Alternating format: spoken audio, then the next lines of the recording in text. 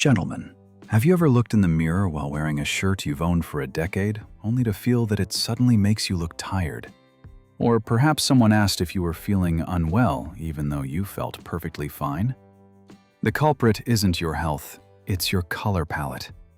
As we cross the age of 50, our biological color profile undergoes a radical shift. Our hair loses its original pigment, our skin tone becomes more translucent, and our natural contrast fades. The bold colors that made you look vibrant in your 30s might now be washing you out, highlighting every wrinkle and shadow on your face. Understanding color theory isn't just for artists. For the mature man, it is a form of visual medicine. It is the art of choosing fabrics that act as a natural reflector, bouncing light onto your jawline and brightening your eyes. Today, we are moving beyond just picking a color.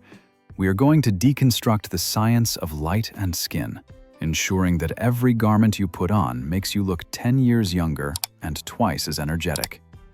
Let's master the spectrum. To understand why certain colors no longer work, we have to look at the biology of aging. Think of your face as a photograph. In your 20s and 30s, you likely had what we call high contrast. If you had dark hair and fair skin, the visual difference between the two was sharp and defined.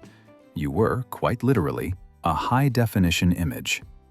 You could wear a stark black suit with a bright white shirt, and you looked powerful because your natural coloring could compete with those intense, opposing tones. But as we cross into our 50s and 60s, nature begins to play a bit of a trick on us. Our ink starts to run dry. Our hair turns to silver or white, our eyebrows thin out, and our skin loses that deep, youthful saturation. Slowly but surely, we move from being a high-contrast blockbuster to a soft-focus, monochromatic masterpiece. We become low contrast. This is where the humor and the horror of the wrong wardrobe comes in. If you have transitioned into a distinguished silver-haired gentleman with a paler complexion, but you insist on wearing that same high-contrast black suit and bleached white shirt, something strange happens in the mirror. Because the clothes have more strength than your face, the outfit begins to wear you. In a dark room, you risk looking like a disembodied, floating head hovering over a suit. You've become a ghost in your own clothing. The secret to mastering this new biological profile is to match your clothing's contrast to your face's contrast. If your hair and skin have moved into a closer, more tonal range of grays and light blues, your clothing should follow suit. We want to move away from the harsh black versus white and toward tone on tone. By choosing colors that sit closer together in intensity, like a charcoal jacket with a mid-blue shirt, you bring the focus back to your eyes and your jawline, rather than letting your shirt collar do all the talking. You aren't disappearing, you are simply recalibrating your signal.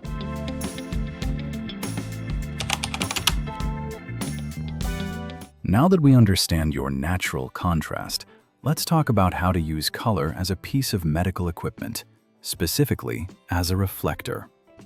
In a professional photography studio, the photographer uses whiteboards to bounce light back onto the subject's face to fill in shadows and erase wrinkles.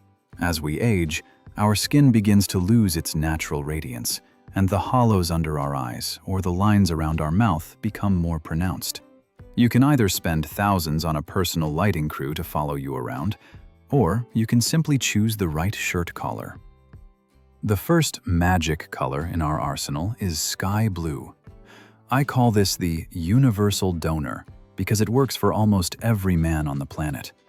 As we get older, our skin can develop a sallow, slightly yellowish undertone. Sky blue is a cool tone that sits directly opposite those warmer, tired shades on the color wheel. When light hits a sky blue shirt, it reflects a cool, clean glow back onto your jawline, effectively color-correcting your complexion. It makes the whites of your eyes look brighter and hides the fatigue of a long week. It's the closest thing to a good night's sleep you can buy in a department store. Then we have the undisputed heavyweight champion, navy blue. If black is too harsh for your aging skin, making you look like you're attending a permanent funeral, navy is the sophisticated alternative. Navy has enough depth to provide authority, but it contains enough blue to keep the light soft. It acts like a shadow that sharpens your jawline and slims the neck. Think of it as a frame for your face. It draws the observer's eye upward, focusing all the attention on your expression rather than the sagging skin around your collar. Finally, we must address crisp white. A pure, bright white shirt is essentially a portable light bulb. It reflects the maximum amount of light back onto your face, which is brilliant for filling in deep wrinkles and making you look vibrant. However, there is a catch. If your white shirt has turned a dingy, yellowish, off-white from too many washes, it will actually make your teeth and skin look yellow by comparison. At our age, crisp is a requirement, not a suggestion. Using these colors isn't just about vanity, it's about strategic illumination. It's the subtle art of lying about your age using nothing but a cotton weave. You aren't just choosing a shirt, you are choosing the light in which the world sees you.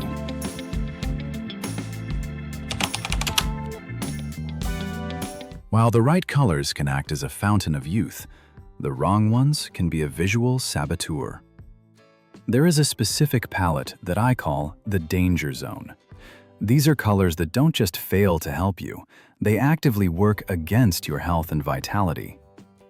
As we age, our skin becomes more translucent, and its undertones, whether they are sallow yellow or a tired gray, become more apparent. Choosing the wrong shirt color can act like a magnifying glass for these imperfections. The most common offender in this category is beige and pale tan. I see this all the time. A gentleman reaches for a classic beige polo or a tan sweater, thinking it is a safe, neutral choice. But here is the biological reality. For many men over 50, these colors are too close to our actual skin tone. Instead of looking sophisticated, you end up looking monochromatic in the worst possible way. You become a disappearing man. From a distance, you blend into the background like a wall of drywall, or worse, you take on the visual texture of a baked potato. There is no definition, no authority, and certainly no style. Then we have the sallow trap. This includes colors like mustard yellow, muddy brown, or anything with a heavy yellowish-green undertone. When light hits these fabrics, it bounces those sickly tones directly back onto your face. If you have even a hint of a sallow complexion, or if you've had a late night, these colors will make you look jaundiced or profoundly fatigued. They emphasize the dark circles under your eyes and turn a healthy complexion into a sallow mask. If people are constantly asking you if you're feeling under the weather, check your collar. The color might be the culprit. We must also be careful with certain shades of olive drab. While a deep forest green can look fantastic, a light yellowish khaki green can be disastrous. Because it often sits near the color of broken capillaries or skin redness, it can actually make your face look more flushed and irritated.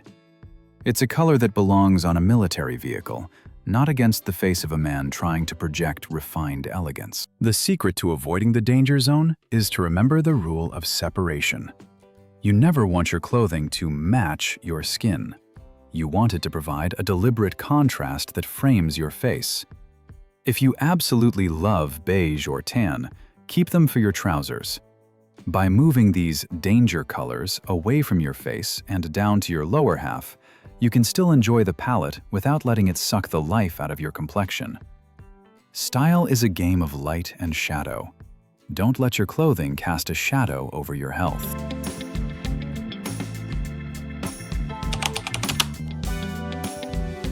Now let's talk about the ultimate upgrade, the transition to the silver fox.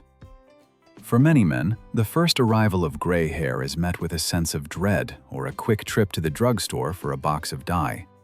But from a style perspective, gray and white hair is one of the most powerful assets you will ever own. It is a natural texture of luxury, provided you know how to frame it properly. The mistake most men make when their hair turns silver is staying stuck in the earth tone palette of their youth. If you have cool silver hair, but you are still wearing the warm browns, muddy oranges, and mustard yellows of your 30s, you are creating a visual clash.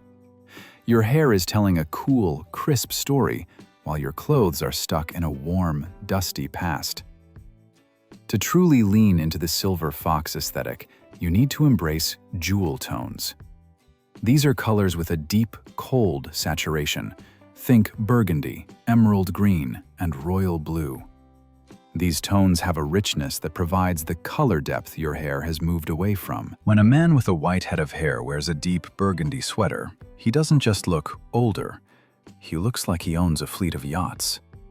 It is a look of high-status elegance that a younger man simply cannot pull off. However, we must be careful to avoid the stone statue effect. This happens when a man with gray hair wears a suit or a shirt that is exactly the same shade of gray as his hair. Unless your goal is to blend into a granite building and become invisible to the naked eye, you need separation.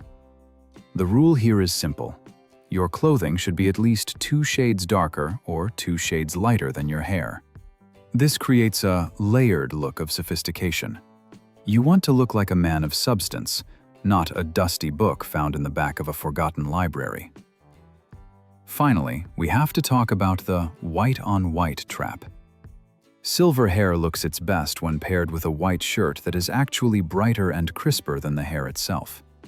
If your shirt is an antique white or has a yellowish tint, it will make your beautiful silver hair look dingy and unwashed. By keeping your whites crisp and your blues cool, you allow your hair to act as the ultimate accessory.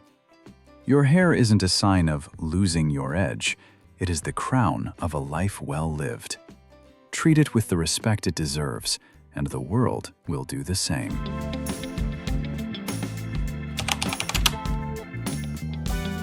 We have covered a lot of ground today, from contrast levels to the danger zone of beige. But I want to leave you with one simple, practical tool you can use every single morning: the 1 meter rule. When it comes to color theory, the only area that truly matters for your complexion is the 1 meter radius around your face.